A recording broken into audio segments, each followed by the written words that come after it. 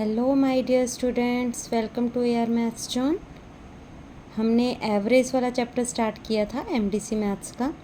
उसके हमने थ्योरी की थी और 3 जो हैं एग्जांपल्स किए थे। आज हम आगे पढ़ रहे हैं उसी चैप्टर में। एग्ज़ाम्स आने वाले हैं, so all the best for your exams. अच्छे से तैयारी करो। कोई भी दिक्कत आए तो आप मुझे फ्रेंकली बता सकते हैं, कोई दिक्कत नहीं है। और वीडियोस मैं लगातार डालती ही जा रही हूँ, जो भी आपकी डिमांड होती है मैं उन्हीं चैप्टर्स की वीडियोस डालती जा रही हूँ। तो हम बढ़ते हैं नेक्स्ट एग्जाम्पल की तरफ। 4th एग्जाम्पल है हमारा। स्टेटमेंट पढ़ते हैं पहले। Of the 4 numbers whose average is 60, 4 numbers का हमें एवरेज दिया हुआ है कितना, 60। The first is 1/4 of the sum of the last 3। जो पहला नंबर है वो बाकी 3 के लास्ट 3 के सम के 1/4 के इक्वल है। तो फाइंड फर्स्ट नंबर, हमें फर्स्ट नंबर फाइंड करना है। तो हम मान लेते हैं कि हमारे जो नंबर्स हैं वो x1, x2, x3 और x4 हैं। ठीक है, ये हमारे नंबर हैं। अब हमें क्या दिया हुआ है, इन चारों का एवरेज हमें दिया हुआ है। एवरेज क्या होता है, सबका सम बाय नंबर ऑफ नंबर्स। कितने नंबर हैं, 4 हैं, तो बाय 4 60 दिया हुआ है। तो यहाँ से आ गया x1 plus x2 plus x3 plus x4 is equal to, ये 4 इधर डिवाइड हो रहा था, उधर जाकर मल्टीप्लाई हो जाएगा, तो 240। यहाँ तक क्लियर होगा सबको। अब हमें एक कंडीशन और दी हुई है कि फर्स्ट नंबर जो है वो 1/4 है बाकी 3 नंबर्स का, है ना, यही दिया हुआ है लास्ट 3 नंबर्स का। तो यहाँ से आपके पास आ गया 4 इधर आके मल्टीप्लाई हो जाएगा, तो 4x1 is equal to x2 plus x3 plus x4, यानी कि इन तीनों के प्लस की वैल्यू हमारी आ गई है 4x1। तो ये वैल्यू हम यहाँ पुट कर देते हैं, इन तीनों की जगह क्या पुट कर देते हैं, क्या था 4x1, तो ये पुट कर दिया 4x1 इज इक्वल टू 240। यहाँ से आ गया ये 5x1 इज इक्वल टू 240, तो x1 आ गया आपके पास 240/5। तो देख लीजिए कितना आ जाएगा, ये आ गया 48। हमें फर्स्ट नंबर ही फाइंड करना था, तो first number is 48, it is your answer. तो आगे बढ़ते हैं नेक्स्ट एग्जांपल की तरफ। The average of Suresh marks in 6 subjects is 74। Suresh के 6 सब्जेक्ट्स में मार्क्स की एवरेज है 74।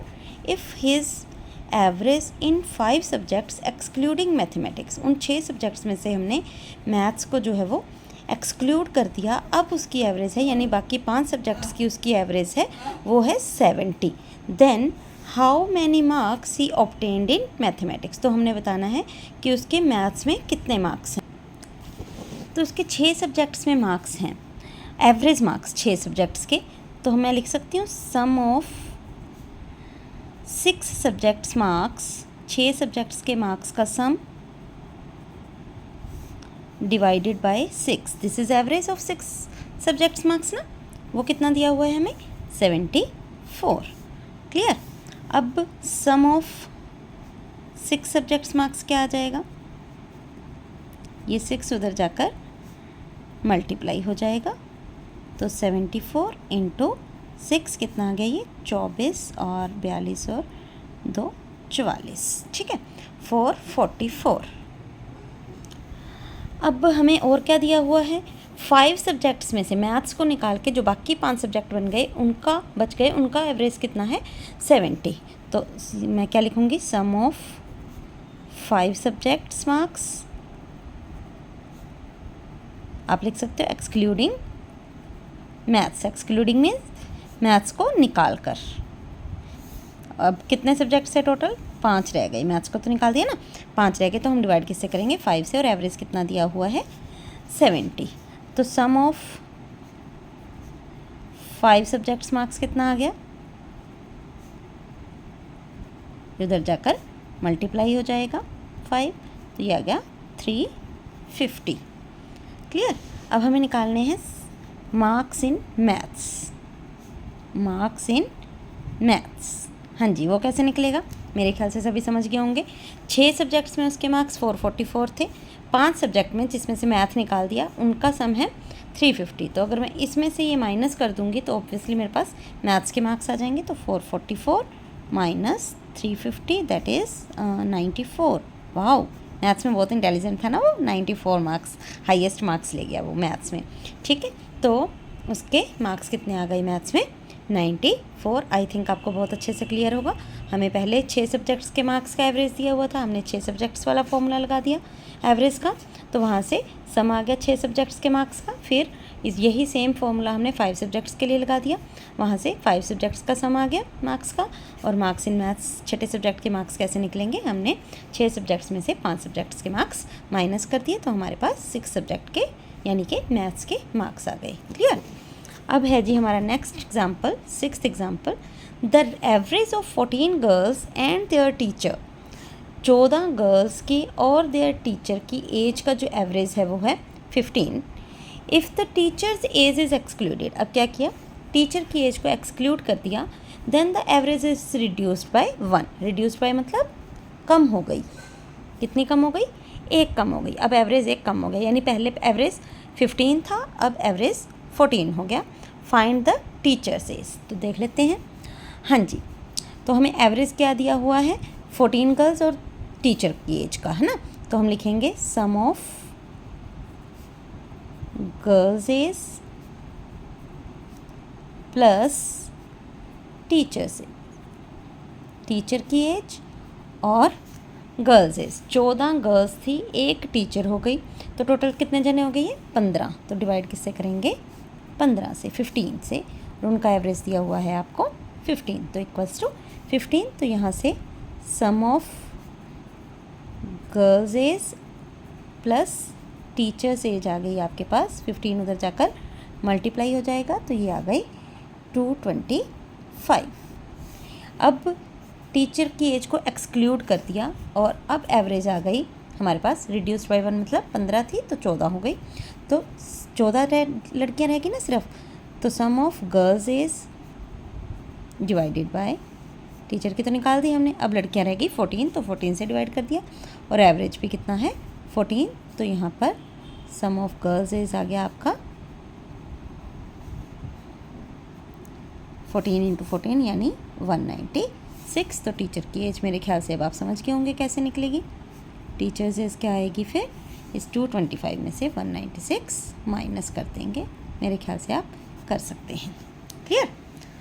तो नेक्स्ट एग्जांपल की तरफ बढ़ते हैं। The average age of a group of 30 boys is 16 years.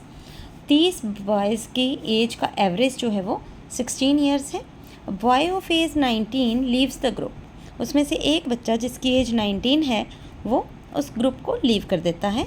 And a new boy joins the group, और एक नया लड़का आकर उस ग्रुप को ज्वाइन कर लेता है।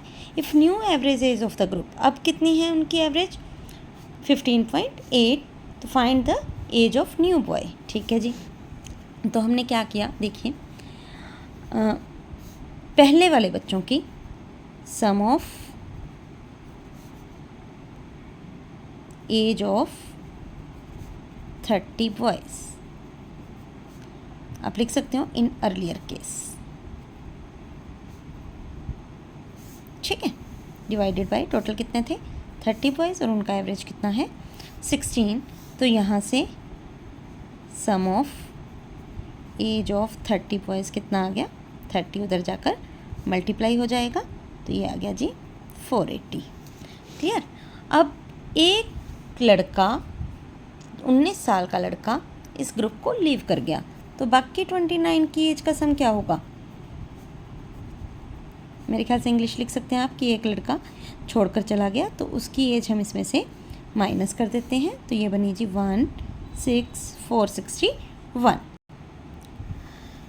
तो ये 29 बॉयज़ की एज आ गई। अब क्या है, एक लड़का नया आ गया जिसकी एज हमें नहीं पता, तो हम मान लेते हैं let age of new boy कितनी है? x मान लेते हैं। क्लियर? अब एज नए लड़के की x है, 29 बच्चों की जो एज का सम था वो 461 है, तो इन 30 बच्चों का एवरेज क्या होगा? कितना? 29 बच्चों की एज 461 प्लस न्यू बॉय की एज x, और टोटल मिला के कितने हो गए? 29 बच्चे ये रहे, एक बच्चा ये रहा, तो ये बन गए टोटल 30, और न्यू बच्चे की एज के साथ अब जो एवरेज है वो है 15.8। तो यहाँ से आ गया 461 plus x is equal to 15.8 into 30 उधर आके मल्टीप्लाई हो गया, 461 प्लस एक्स, ये आ गया जी 24, 2 45 और 2 इतना ही आएगा ना। आप देख लेना कहीं कैलकुलेशन में कोई मिस्टेक ना हो। अब ये माइनस हो गया उधर जाकर 461, तो ये आ गया जी 13 ईयर्स, यानी कि जो न्यू बॉय है उसकी एज कितनी निकल गई, 13 ईयर्स। तो आज हमने इस एक्सरसाइज के 7.2 एक्सरसाइज के हमने एवरेज के 7 एग्जाम्पल तक किए हैं। वीडियो बहुत ज़्यादा लंबी ना हो इसलिए मैं थोड़ा थोड़ा करके करवा रही हूँ और आपको भी करने में दिक्कत ना हो।